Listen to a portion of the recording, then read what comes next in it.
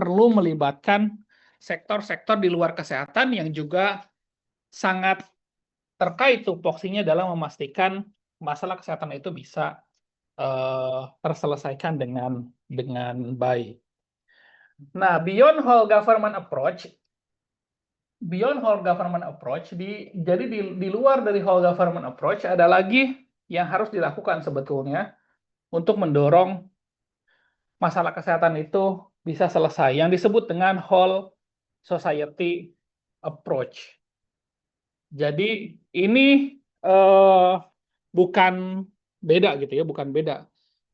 Konsepnya adalah bahwa sekarang tidak hanya melibatkan unsur pemerintah kalau mau melakukan perubahan kebijakan itu juga perlu melibatkan sektor non-pemerintah. Sehingga yang terlibat dalam proses kebijakan, mulai dari agenda setting nanti sampai evaluasi kebijakan, itu perlu melibatkan sektor non-pemerintah.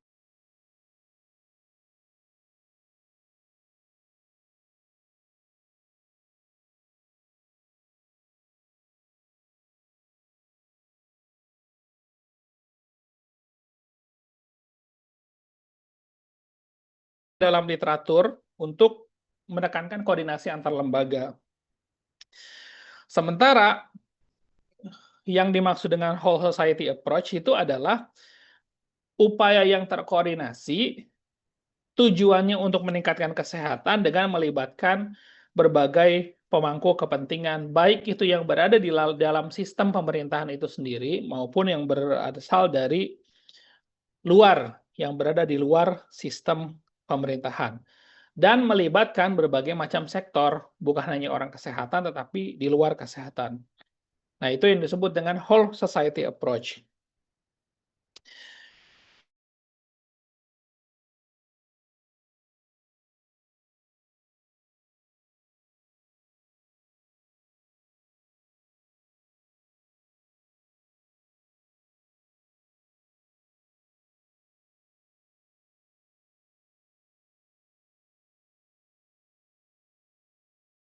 Recording in Dari progress. apa namanya ya, di luar dari cengkraman atau kekuasaan atau kekuatan yang bisa diimplementasikan oleh pemerintah. Perlu adanya pelibatan di luar pemerintahan yang itu juga mendukung agar upaya kesehatan masyarakat itu bisa dilakukan dengan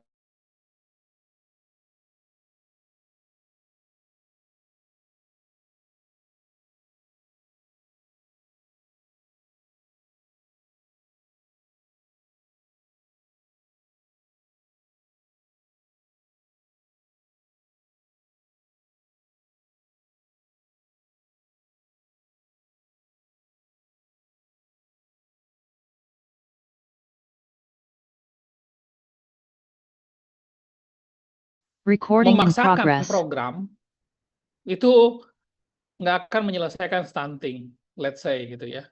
Tapi mungkin menyelesaikan kalau misalnya surveinya menjadi tidak objektif gitu ya. Dibikin aja surveinya, ditekan gitu ya yang melakukan survei untuk tidak objektif sehingga dapat menyimpulkan bahwa stunting turun gitu. Ya bisa aja kalau kayak gitu, tapi kan itu sama aja membohongi diri sendiri gitu kan. Kita kadang-kadang tidak terbiasa untuk mendengar sebuah kebenaran, meskipun itu tidak menyenangkan, tapi kita harus terbiasa gitu ya. Kita harus punya value sendiri sebagai teman-teman di calon manajer di sektor kesehatan, atau mungkin bukan cuma manajer gitu ya, leader di bidang kesehatan. Biasakan kita pertama gitu ya, mau mendengarkan sebuah kebenaran, kalaupun itu jelek ya nggak masalah gitu kan. Toh kita juga bukan Tuhan yang bisa mengubah semuanya. Kita manusia, kita banyak cacat dan banyak kesalahan di sana sini, sehingga ketika apa upaya yang kita lakukan itu belum memenuhi dengan ekspektasi yang kita harapkan, ya wajar gitu kan, wajar. Dari kesalahan tersebutlah kita kemudian perbaiki gitu ya. Nah, kalau dimulainya dari kesadaran akan hal tersebut, itu berbagai masalah kesehatan bisa diselesaikan. Tapi kalau kita segala sesuatunya ingin asal kita senang, asal bos senang, asal bapak senang, ya masalah apapun cuma sekedar ditutupi saja, tidak diselesaikan permasalahannya. Jadi kalau misalnya sebuah program tuh ingin sukses, maka semua elemen masyarakat tuh harus terlibat aktif. Tidak hanya aktif dari government-nya, tapi seluruh elemen masyarakat. Kenapa? Karena masyarakat yang paling tahu bagaimana mekanisme yang paling efektif untuk menjangkau mereka dan apa yang memang betul-betul menjadi kebutuhan mereka. Sehingga saat ini gitu ya, mestinya semua kebijakan didorong tidak hanya whole government approach, tapi whole society approach. Nah, tadi kita sering bahas pemangku kepentingan, stakeholder. Apa itu stakeholder gitu ya? Stakeholder sendiri dibagi ke dalam dua gitu ya. Ada stakeholder primer, ada stakeholder sekunder. Stakeholder primer adalah pihak yang terlibat dalam satu isu atau kebijakan secara terus-menerus, sehingga ketika dia tidak terlibat, dia tidak memiliki keterlibatan yang signifikan dalam isu atau kebijakan tersebut, maka kebijakannya nggak akan jalan. Contoh misalnya, kalau kita ingin mendorong gitu misalnya ya, anak-anak memiliki gizi yang baik, maka harus dilibatkan juga pihak sekolah gitu kan. Kalau pihak sekolah tidak terlibat, ya pada akhirnya itu nggak akan jalan gitu. Kenapa pihak sekolah perlu dilibatkan? Bukan cuma sekedar jadi objek ya, tapi perlu dilibatkan, ditanya gitu ya, didengerin, ditanya maunya apa. Ya itu harus dilakukan gitu ya, karena sekolah merupakan stakeholder primer. Dia yang mengatur jadwal kegiatan anak-anak, dia yang paling tahu karakter anak-anaknya seperti apa, mereka yang paling tahu apa yang anak-anak inginkan, sehingga eh, ketika membuat sebuah kebijakan, ketika sekolah memiliki keterlibatan yang bermakna, bukan cuma sekedar jadi objek, tapi bermakna, turut menentukan menunya itu apa, diberikan, didelivernya jam berapa, bagaimana teknis gitu ya, makanan itu didistribusikan, kemudian dikonsumsi oleh anak-anak sampai selesai, itu harus melibatkan sekolah gitu ya, sehingga tidak terjadi food waste gitu misalnya, atau sampah makanan, karena sangat prihatin gitu ya, masalah food waste ini tidak bisa disepelekan. Food waste ini tidak bisa disepelekan. Harga-harga pangan itu misalnya naik gara-gara banyak kebutuhan gitu ya untuk makanan, tapi setelah dibeli itu menjadi waste. Sementara orang-orang yang betul-betul membutuhkan tidak dapat memperolehnya karena harga-harga pangan naik. Oleh karena itu keterlibatan sekolah menjadi signifikan. Ada yang disebut dengan pemangku kepentingan sekunder. Pihak yang memiliki pengaruh atau terdampak dari sebuah kebijakan, tetapi keterlibatannya tidak mutlak untuk diperlukan. Contohnya misal produsen mobil dalam isu keselamatan jalan dan juga alkohol. Ketika seseorang mengemudikan mobil dalam pengaruh alkohol, itu kan nggak ada hubungannya gitu ya dengan industri mobil. Itu purely masalah orang tersebut gitu kan dengan konsumsinya. Bahwa nanti itu akan membahayakan pengendara lain, itu di luar kendali produsen mobil, kecuali misalnya produsen mobil itu, let's say misalnya suatu saat produsen mobil itu bisa mengembangkan AI atau apapun itu namanya, yang bisa mendeteksi orang ini nyetirnya bener apa enggak gitu kan. Lagi dalam pengaruh alkohol atau enggak, lagi ngantuk apa enggak. Nah, ketika dua kondisi itu bisa dideteksi dari gayanya mengemudikan mobil gitu misalnya, maka modelnya itu secara tersistem langsung ke lock gitu ya, nggak bisa dimajuin kalau misalnya orang tersebut dalam keadaan dalam pengaruh alkohol ataupun dengan mabuk misalnya, kecuali bisa kayak gitu. Sampai saat ini kan belum ada teknologi yang seperti itu, sehingga keterlibatan industri mobil dalam hal upaya kebijakan untuk mengurangi keselamatan, mengurangi kecelakaan di jalan raya dengan dengan mengendalikan drunk driving itu tidak relevan gitu ya, tidak terlalu terkait. Beda hal gitu misalnya kalau isunya adalah dengan pemanfaatan seat belt. Itu mungkin industri mobil masih penting. Bahwa misalnya sekarang kan mobil-mobil banyak gitu ya yang secara otomatis ketika penumpang tidak atau supirnya tidak memakai seat belt berisik gitu kan. Tapi problemnya adalah seat belt cuma digunakan untuk penumpang depan doang, penumpang belakang enggak gitu kan. Di Indonesia masih belum, padahal harusnya semuanya menggunakan seat belt dimanapun dia duduknya. Nah, jadi misalnya ke depan harus lebih smart lagi mungkin mobilnya. Bahwa kalau orang yang duduk di barisan kedua, ataupun kalau mobilnya 3 baris di barisan ketiga, itu ya harus menggunakan seat belt juga. Kalau tidak menggunakan seat belt, ya mobilnya nggak jalan atau jadi berisik gitu misalnya. Jadi perlu perlu dibuat sebuah, nah itu baru industri mobil mungkin jadi stakeholder primer karena desain engineer-nya kan dari mereka. Nah, konsultasi dengan stakeholder ya, melanjutkan ke tadi pelibatan pelibatan stakeholder. Konsultasi dengan stakeholder menjadi salah satu syarat penting gitu kan dalam pengembangan kebijakan publik dan juga pelayanan yang sukses. Nah, kalau kita ingin membuat sebuah kebijakan publik yang sukses, maka penting untuk stakeholder consultation ini. Karena mungkin ya apa namanya, mereka punya solusi gitu ya. Stakeholder di luar pemerintah tuh punya solusi yang mungkin pemerintah belum pikirkan. Contoh misalnya mobil apa? Mobil Hyundai sekarang ya udah rajin gitu kan. Kalau berapa jam sekali itu harus nyetir, berapa jam sekali itu ngingetin kan harus harus berhenti dulu gitu kan. Nah, itu sebetulnya sudah bagus gitu ya. Kenapa itu tidak diterapkan misalnya di berbagai kendaraan yang ada, sehingga apa namanya, mungkin risiko kecelakaan bisa bisa dikurangi gitu ya. Dan mereka pasti juga punya solusinya, punya teknologinya untuk mendeteksi hal hal tersebut, sehingga stakeholder consultation menjadi penting. Dan ini juga menjadi salah satu apa istilahnya itu ya, prinsip good governance atau tata kelola yang baik. Sebuah kebijakan telah menggunakan tata kelola yang baik apabila dilakukan dengan melibatkan secara bermakna masyarakat. Jadi partisipasi masyarakat bukan cuma sekedar stempel, tapi bermakna gitu ya. Bermakna dalam artian masyarakat ikut memberikan masukan, masukannya didengar, bukan cuma memberikan masukan, yang masukannya didengar dan juga diimplementasikan.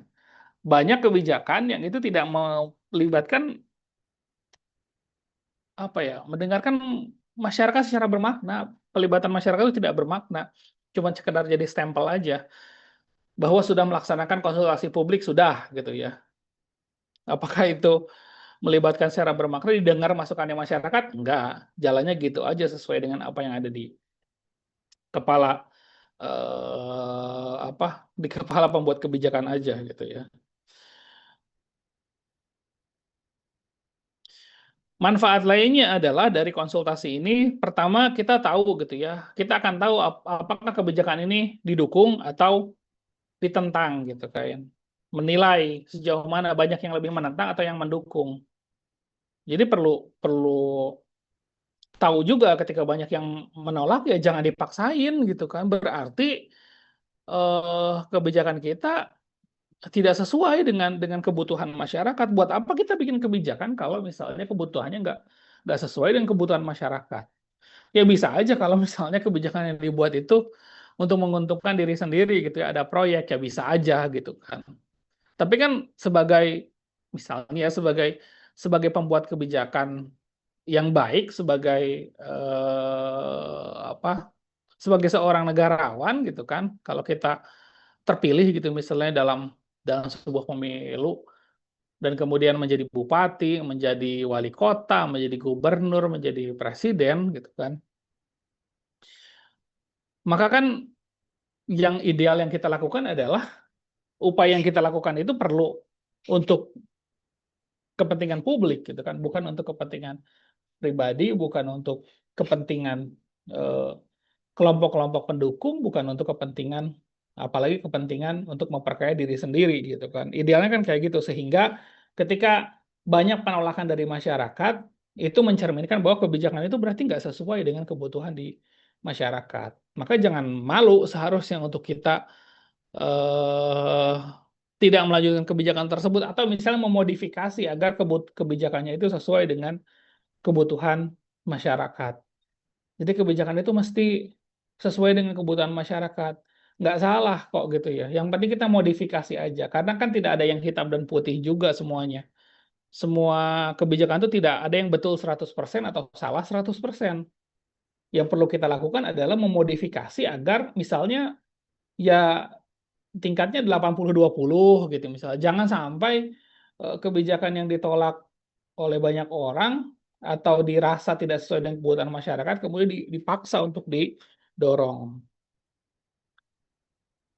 Dia juga memberi sinyal visibilitas dan juga legitimasi pada aktivitas pemerintah. Jadi pemerintah dianggap memberikan sinyal, memberikan gambaran, memberikan informasi bagi pengambil kebijakan bahwa aktivitas pemerintah ini sudah on the track.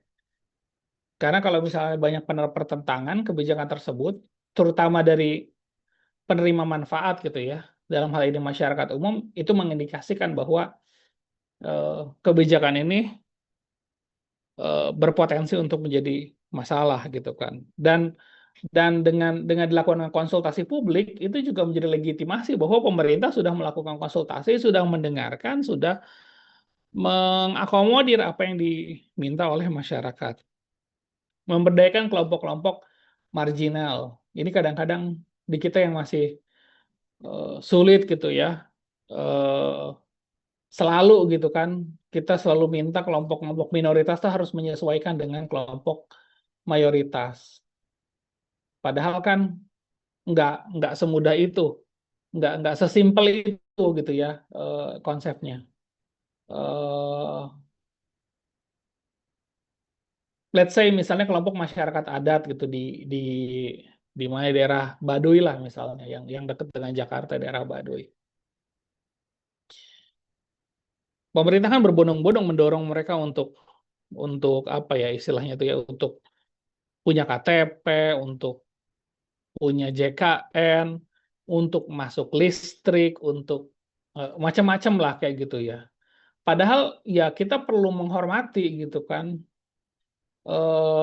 aspek budaya mereka, bahwa dengan masuknya modernitas itu tatanan sosial mereka belum siap mungkin gitu ya SDM-nya, atau misal tatanan sosial mereka akan hancur kalau misalnya intervensi modernitas itu terlalu dipaksakan. Sama misalnya seperti apa namanya penebangan hutan untuk food estate gitu misalnya di Papua gitu. Itu juga perlu dikaji ya kalau menurut saya gitu ya. Kelompok masyarakat orang asli Papua itu ya bisa dibilang saat ini kelompok marginal gitu kan. Kelompok terpinggirkan. eh Mereka dipaksa, lahan-lahan hutannya dipaksa dibabat, dipaksa untuk menanam padi, itu kan sebuah eh,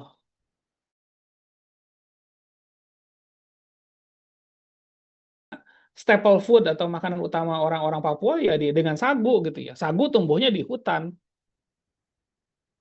Ketika orang-orang Papua dipaksa memakan nasi berdasarkan menggunakan bahan dasarnya beras, itu sama saja mencabut akar mereka, akar akar sejarah, mencabut sejarah mereka dari akar-akarnya gitu kan.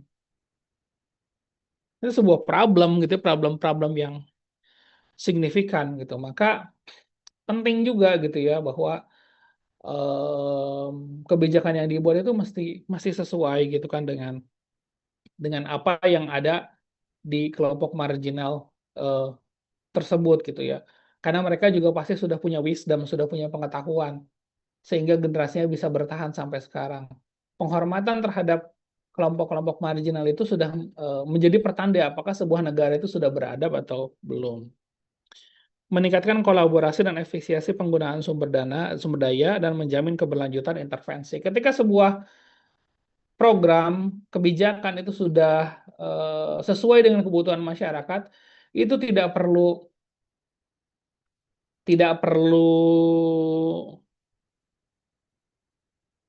repot-repot memikirkan apakah kebijakan ini tetap berlanjut apa enggak. Karena ketika sudah didukung oleh masyarakat, sudah sesuai dengan kebutuhan masyarakat, nggak perlu dibuat macam-macam juga, itu kebijakannya akan akan berlanjut gitu ya, meskipun kita sudah tidak menjabat. Misalnya Pak Jonan ya, saya sering kasih example Pak Jonan karena beliau merupakan salah satu ya direktur KAI yang sukses lah kayak gitu, sukses kalau menurut saya mengubah cara kita menggunakan kereta menjadi jauh lebih beradab gitu ya.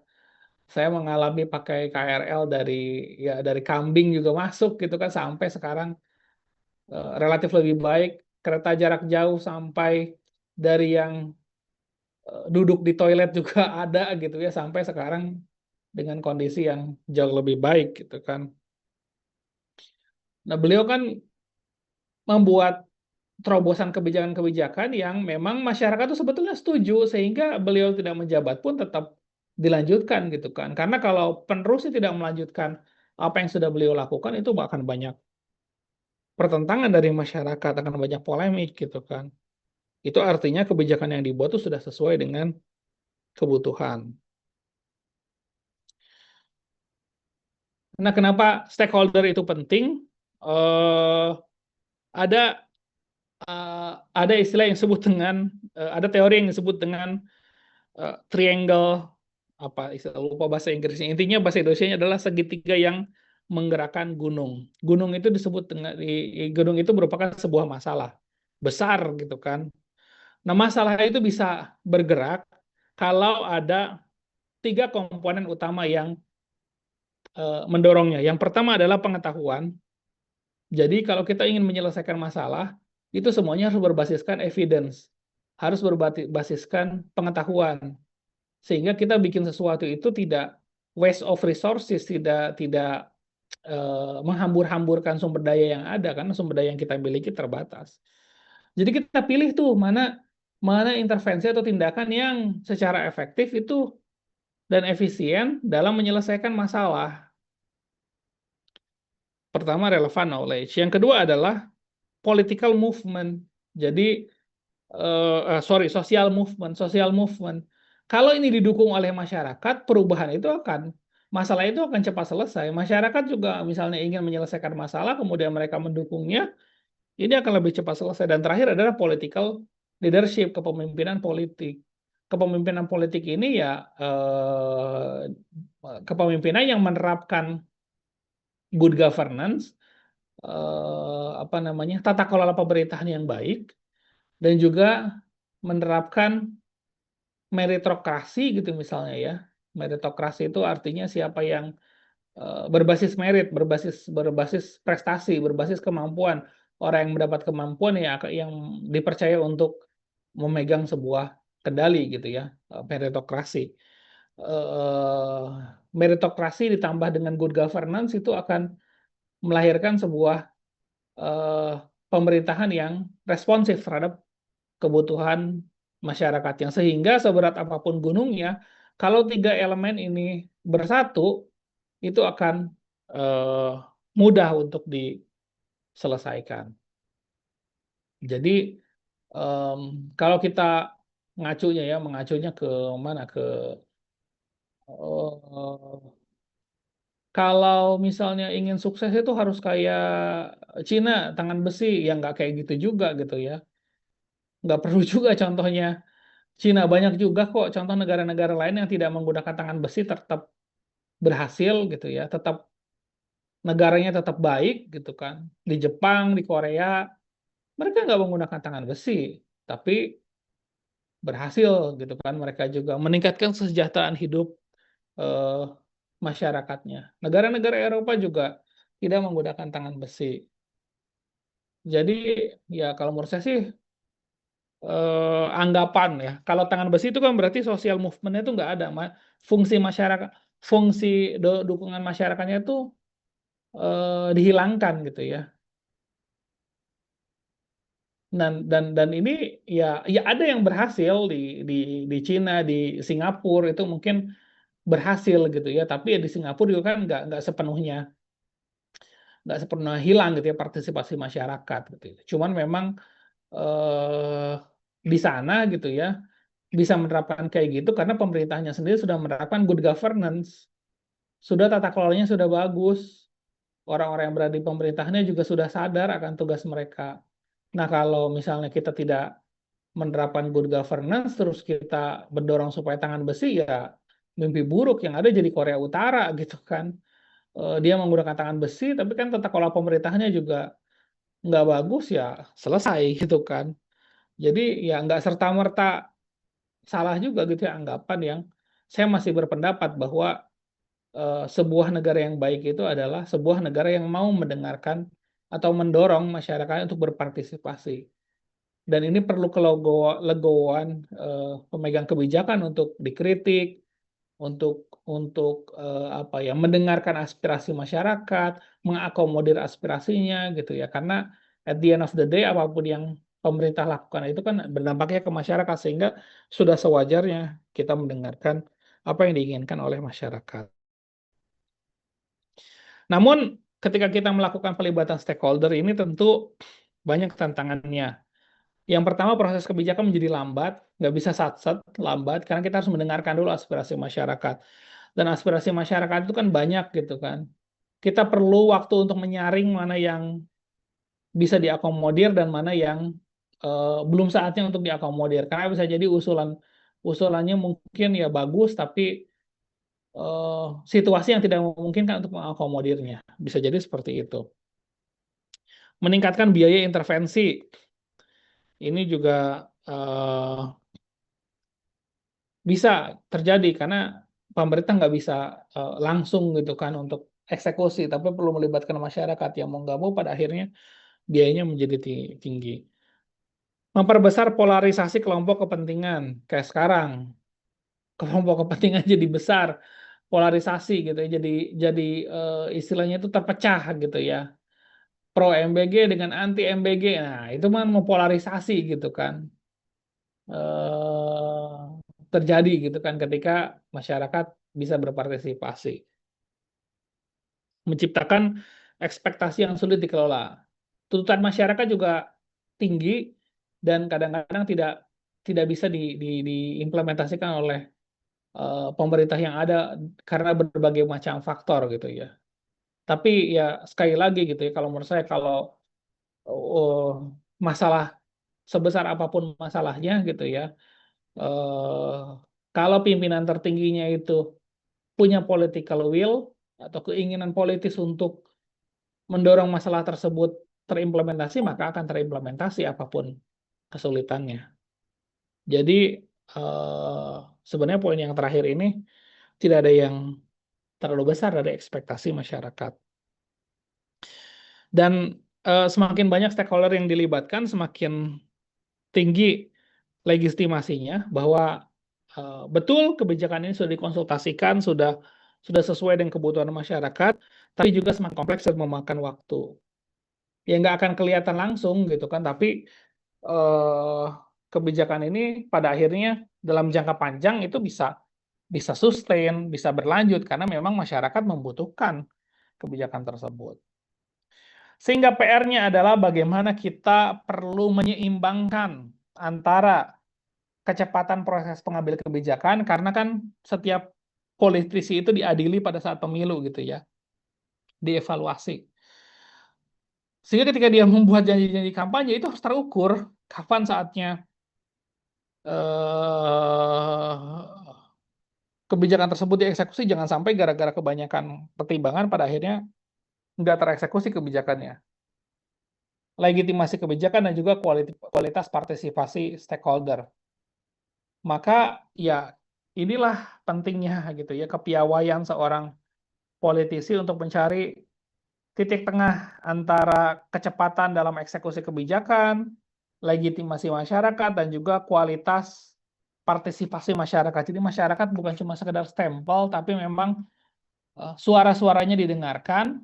Selain didengarkan, itu juga diakomodir. Tidak cuma didengarkan doang, ditampung doang, tapi nggak diakomodir. Nggak kayak gitu konsepnya, ya. Tetap harus didengarkan. Nah, ini beberapa prinsip. Eh, eh, Pertama, kenapa penting gitu ya kelibatan stakeholder, karena dia ada unsur empowerment-nya atau pemberdayaannya, bahwa masyarakat itu juga diberikan tanggung jawab ya untuk mengawal proses kebijakan yang ada agar bisa terlaksana dengan baik. Ketika semuanya itu dieksekusi oleh pemerintah tanpa mendengarkan masukan dari publik, maka masyarakat juga jadi tidak punya rasa kepemilikan, dan mereka pada akhirnya juga nggak peduli dengan kebijakan yang ada. Sehingga belum tentu mereka mau melanjutkan kebijakannya. Akuntabilitas ini juga penting gitu ya, bahwa keterlibatan stakeholder itu akan mendorong kualitas usulan gitu ya, usulan rekomendasi yang dibuat. Dengan kualitas rekomendasi yang bagus, maka pemerintah juga hasilnya akan bagus gitu ya, sehingga hasilnya bisa dipertanggungjawabkan. Transparansi, clear, masyarakat tuh dapat informasi, bukan hanya dikasih informasi yang baik-baik saja. Kalau masyarakat semua dikasih informasi yang baik-baik saja, tiba-tiba crash gitu ya, ini akan menjadi masalah serius. Problemnya di kita apa ya? Terlalu banyak orang yang people pleasure, ingin menyenangkan masyarakat, ingin menyenangkan semua orang, ya nggak bisa ingin menyenangkan semua orang gitu. Masyarakat harus jelas, komunikasi harus jelas. Oke, kita dalam kondisi kayak gini, maka yang perlu dilakukan 1, 2, 3, 4 seperti itu. Jelas gitu ya komunikasinya. Nggak ditutup-tutupi kebenaran. Cost efektif dan juga sumber daya. Nah, ini kelompok-kelompok stakeholder non pemerintahan dari masyarakat sipil. Ada kelompok berbasis agama, ormas-ormas keagamaan, serikat pekerja, yayasan filantropi, lembaga-lembaga donor, asosiasi profesi, dan lain-lain. Intinya, dari kelompok ini adalah kelompok aktor-aktor yang tidak berorientasi profit atau tidak mencari keuntungan. Ada juga stakeholder non pemerintah dari sektor swasta. Sektor ini orientasinya mencari keuntungan. Sehingga seringkali bukannya mempermudah, tapi menjadi memperkeruh suasana. Membuat semuanya menjadi semakin kompleks. Kenapa? Karena ada yang disebut dengan determinan komersial kesehatan. Sorry, kurang N ya. Determinan komersial kesehatan ini adalah strategi atau pendekatan yang digunakan sektor swasta untuk mempromosikan produk dan pilihan yang merugikan kesehatan. Sering kayak gini, konsumsi makanan ultra proses gitu misalnya, makanan ultra proses food. Sampai sekarang mereka sih front of pack labeling gitu ya, bahwa peringatan kesehatan itu disimpan di depan. Kemudian model informasinya juga mereka pengen yang kompleks-kompleks. Sekarang kan kompleks kan, ada AKG-nya berapa takaran saji dan lain-lain, sehingga orang malas gitu kan untuk melihatnya, pusing. Kan banyak model apa istilahnya itu, pemberian informasi kesehatan di sebuah makanan ultra proses itu gitu ya. Ada warning label, ada nutri grade, ada nutri level, ada traffic light, dan lain-lain gitu, ada macam-macamnya kayak gitu kan. Sehingga masyarakat begitu lihat makanan ultra proses itu jadi tahu ini tuh bagaimana nilainya. Problemnya adalah ya perusahaan transnasional nggak mau hal itu terjadi. Karena ketika label diperbaiki, masyarakat jadi lebih inform dalam menentukan apa yang akan mereka beli, dan ini yang membuat orang-orang mengurangi konsumsinya, lebih banyak makan real food-nya. Atau misalnya menerapkan cukai pada minuman berpemanis. Sampai sekarang masih tidak terlaksana gitu ya. Tidak terjadi. Padahal bukti di berbagai negara jelas ketika pemerintah menerapkan cukai pada minuman berpemanis dalam kemasan, itu mengurangi konsumsi gula, dan efeknya juga dalam jangka panjang angka diabetes menurun drastis. Baik gitu kan. Tapi ya gimana, lobby-lobby industri makanan jadi membuat masalah ini menjadi semakin kompleks. Sehingga apa namanya ya? Dalam konteks pembuatan kebijakan, pelibatan mereka itu perlu hati-hati, perlu dilakukan secara hati-hati. Nah, ketika misalnya ada produk yang akan diatur, maka si pembuat produk itu mestinya tidak usah dilibatkan, khusus untuk misalnya kebijakan yang mengatur produknya. Let's say kita ingin menerapkan kebijakan cukai dalam minuman berpemanis dalam kemasan, cukai MBDK. Maka kita tidak perlu melibatkan industri minuman, karena kalau melibatkan mereka ya pasti nggak akan mau. Sampai kapanpun nggak akan mau. Kita inginnya, orang kesehatan masyarakat inginnya, masyarakat itu memiliki pilihan makanan-makanan yang rendah gula, sementara industri inginnya untung. Gimana cara untung? Ya bikin makanan manis, manis itu bikin kita ketagihan. Sehingga dalam konteks ini mereka nggak dilibatkan karena mereka memiliki interest atau kepentingan yang berbeda gitu. Itu sama saja seperti kita ingin mengendalikan narkoba, tapi kita ngundang konsultasi bandar narkoba, produsen narkoba, yang nggak akan ketemu gitu ya. Kenapa? Karena bandar narkoba maunya banyak orang menggunakan narkoba, sementara kita maunya orang-orang nggak menggunakan narkoba gitu kan. Ya sama ketika ada kebijakan let's say reformulasi gitu misalnya ya, reformulasi makanan. Jadi makanan tuh garamnya dikurangin dikit supaya nggak terlalu eh, enak kayak sekarang gitu kan. Kalau terlalu enak akhirnya banyak orang yang mengkonsumsi gitu kan. Dan akhirnya tinggi garam, tinggi sodium, itu efeknya adalah hipertensi meningkat. Nah, kalau kita ingin mengurangi hal itu ya nggak bisa melibatkan industri makanan, karena mereka pasti nggak mau hal itu terjadi gitu ya. Sama ingin mengendalikan rokok, kita nggak bisa ngundang industri rokok karena mereka nggak mau hal itu, atau kebijakan pengendalian rokok lebih ketat lagi. Itu sama aja kayak ngundang, kita membahas isu pencegahan kekerasan seksual pada anak, kita ngundang robot gedek gitu misalnya ya. Robot gedek, eh, nggak tahu teman-teman aware nggak? Kalau yang seusia saya mungkin tahu gitu ya, dulu ada series eh, killer kalau nggak salah ya, serial killer. eh, dia dia dia apa namanya, melakukan apa, pelecehan seksual kepada anak-anak di jalanan, namanya robot gedek gitu kan. Dan dia membunuh korban-korbannya. Kan salah kayak gitu kan. Karena tujuannya berbeda. Jadi pelibatan sektor swasta ini perlu perlu secara hati-hati karena tadi ada determinan eh, kesehatan. Oleh karena itu penting gitu ya untuk interaksi pemerintah dengan sektor swasta itu harus transparan, harus dilaporkan kepada publik apa hasilnya, apa yang didiskusikan, apa yang ada gitu ya. Dan ini penting gitu kan, komitmen ini untuk ditanamkan. Sampai situ ada yang ingin ditanyakan teman-teman sebelum saya membahas tentang yang bagian kedua, yaitu analisis stakeholder. Izin tanya, Pak. Iya, silakan.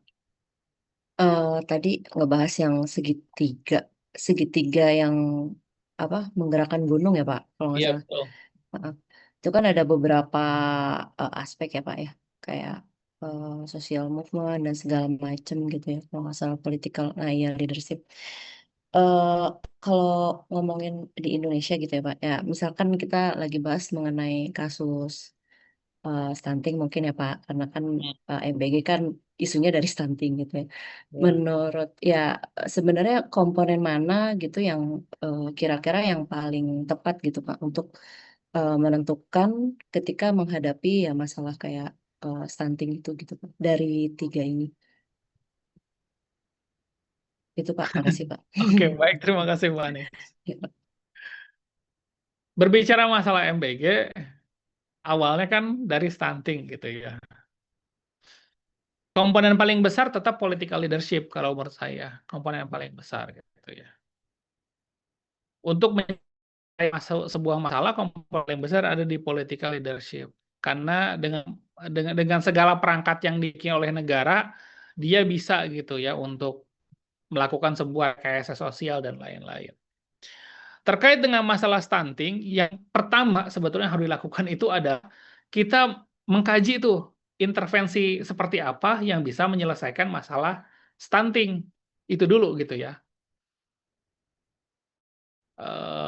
Akar masalah stunting itu kenapa sih itu kan?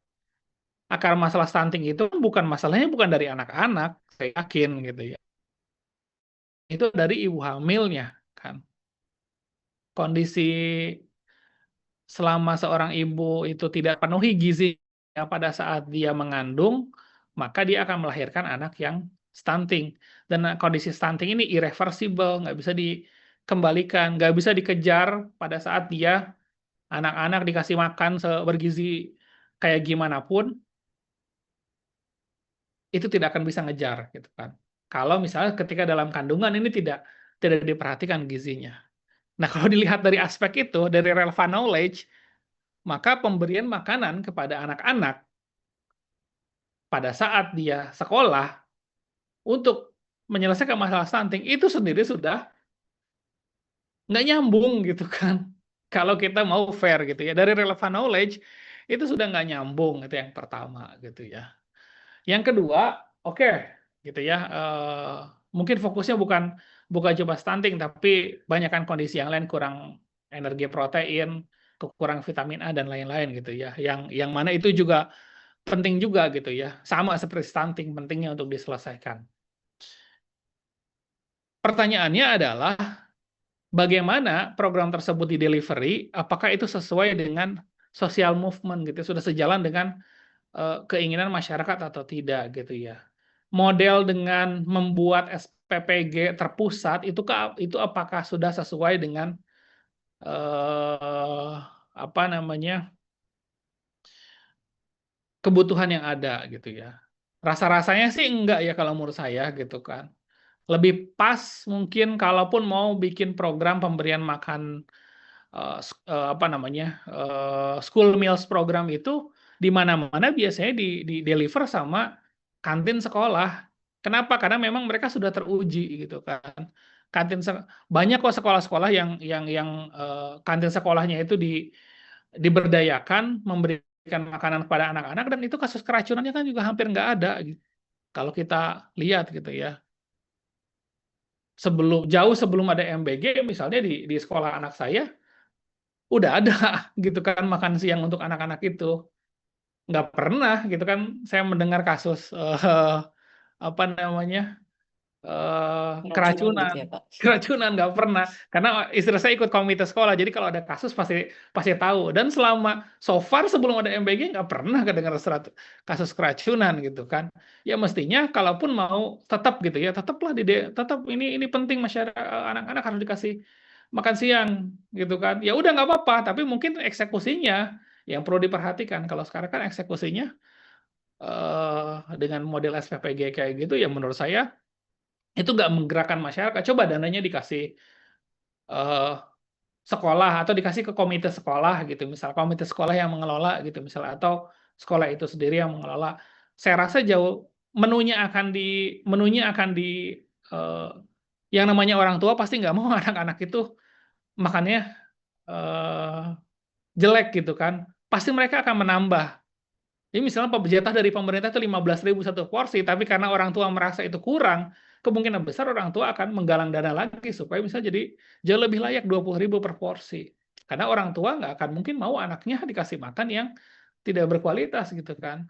Sehingga ownership, kepemilikan program tersebut dari sisi orang tua itu juga ada gitu kan. Kalau sekarang kan nggak ada.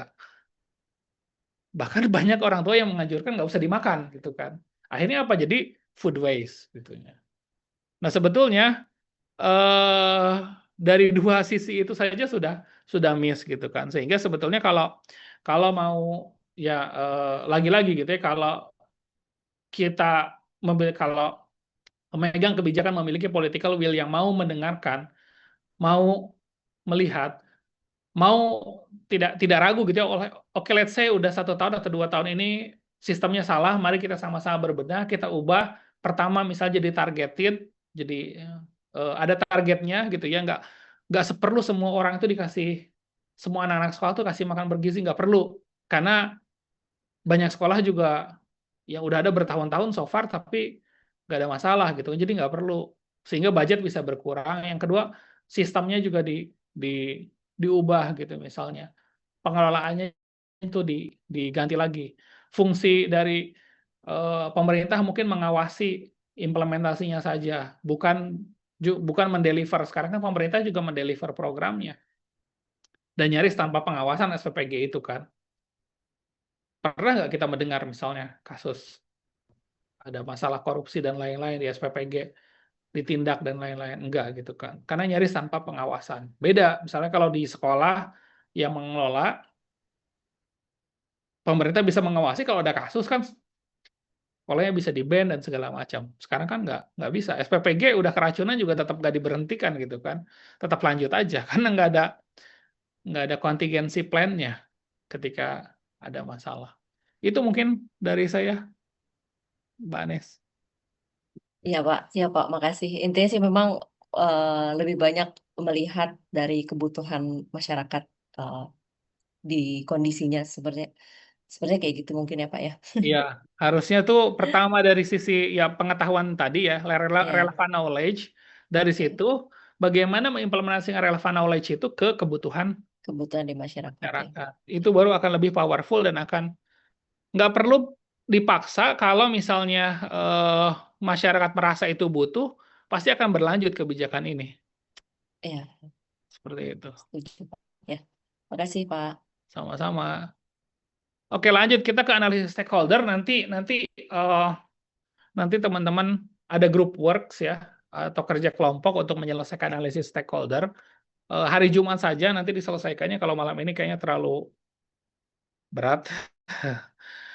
Analisis stakeholder itu apa? Analisis stakeholder adalah proses pengumpulan dan penilaian informasi mengenai para stakeholder secara sistematis, kemudian dikategorikan mereka ini berdasarkan eh, power atau kekuatan dan juga interestnya. Mereka memiliki kepentingan apa enggak terhadap eh, kebijakan yang akan dibuat. Kenapa analisis stakeholder itu perlu dilakukan? Pertama, kita ingin mengidentifikasi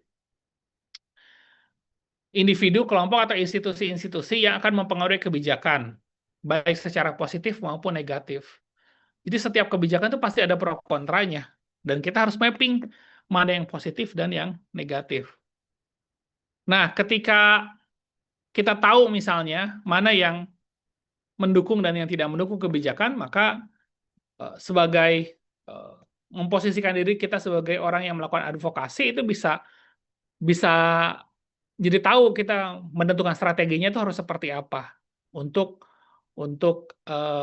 menyelesaikan masalah tersebut. Ini masih ini aja.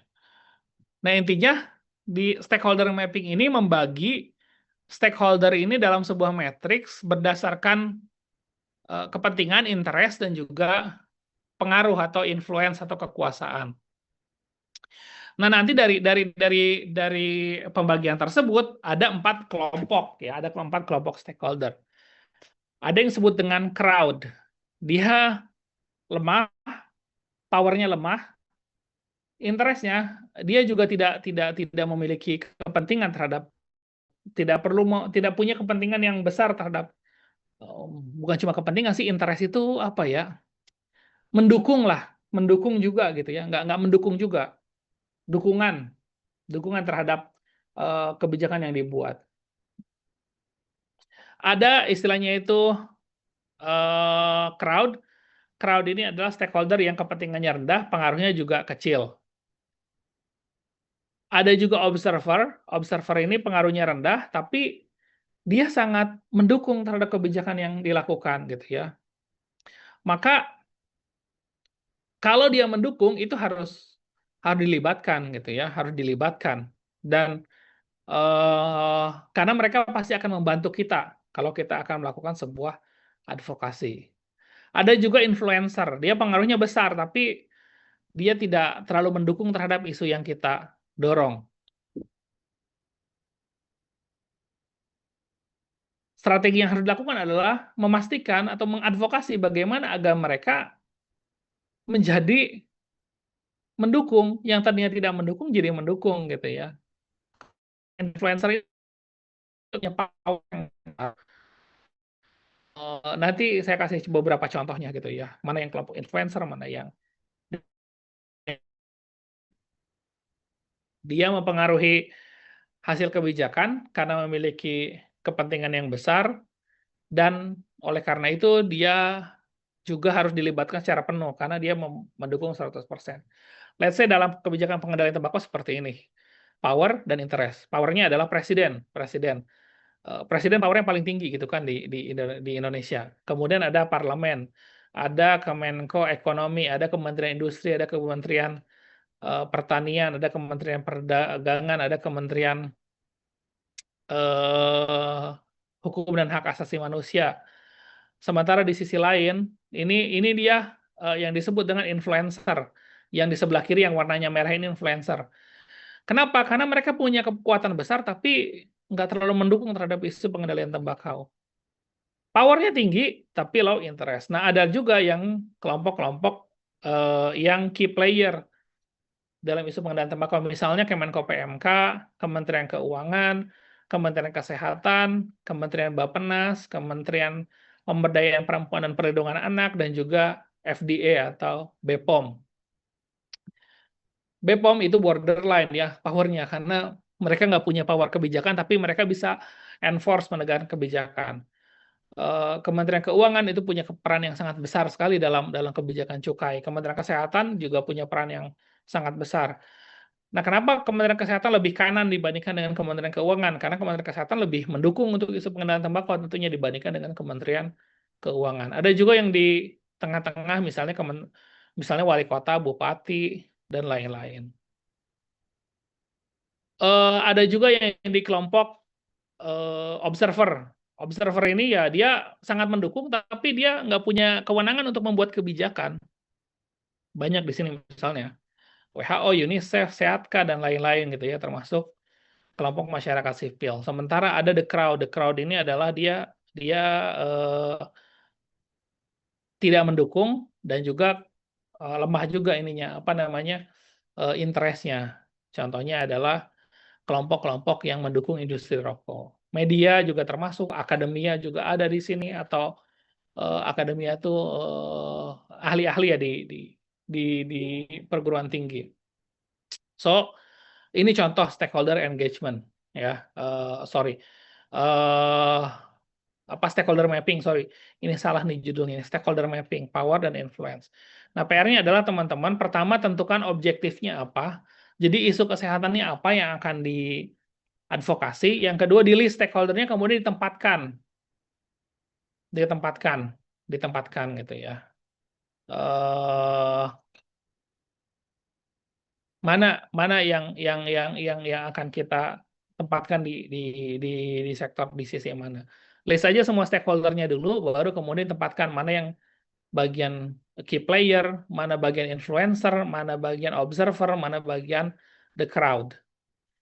Ada pertanyaan teman-teman terkait dengan tugas kelompok ini bagi ke 5 kelompok saja. Nanti hari Jumat ya teman-teman presentasi tujuan, jadi policy objektifnya apa, tujuan kebijakannya apa, kemudian stakeholder-nya siapa aja di sini. Seperti itu mungkin. Ada pertanyaan? Nanti saya akan kirimkan PPT-nya ke Mbak Livia.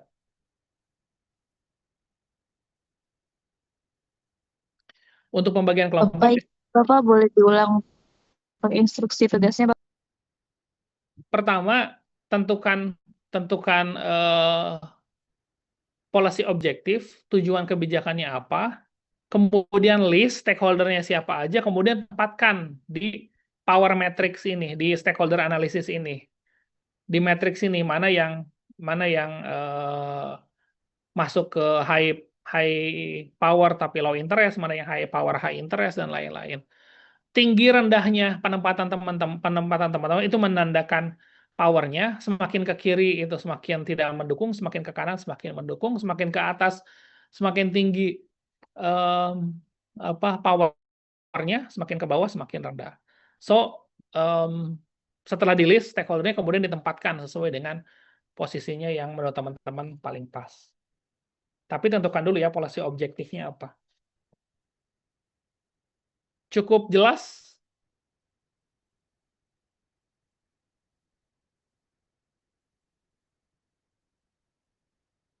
Akan saya kirimkan ya. Ini saya kirimkan dulu deh ini supaya nggak lupa PPT-nya.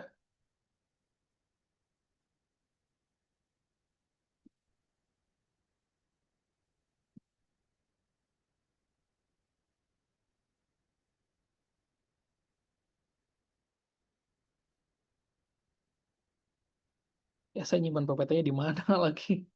Lupa.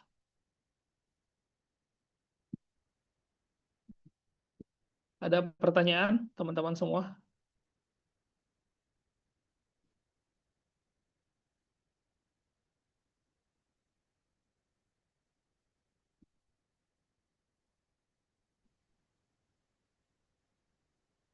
Pak Ridwan izin, Iya, silahkan. Pak, apakah instruksinya boleh nanti disampaikan juga kepada Mbak Livia? Takutnya nanti ada miss gitu Pak terkait tugasnya. Oke, nanti saya ketik ya ke Terima kasih Pak. Mbak Livia.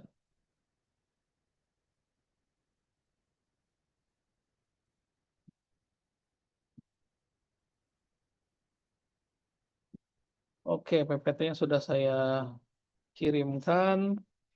Instruksinya pertama tentukan policy objektif atau tujuan kebijakan. 2, list stakeholder dari kebijakan atau isu tersebut. Tempatkan stakeholder yang ada dalam list pada matrix, pada power influence matrix.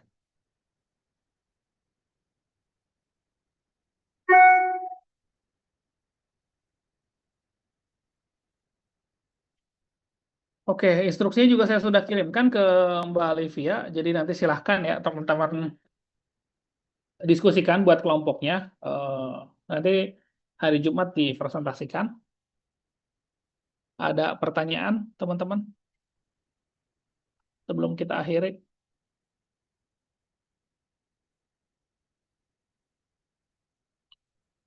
Kalau tidak ada lagi pertanyaan, saya ucapkan terima kasih atas perhatiannya. Sampai jumpa lagi minggu depan. Kurang lebihnya mohon maaf. Assalamualaikum warahmatullahi wabarakatuh. Hari Jumat, sorry, bukan minggu depan.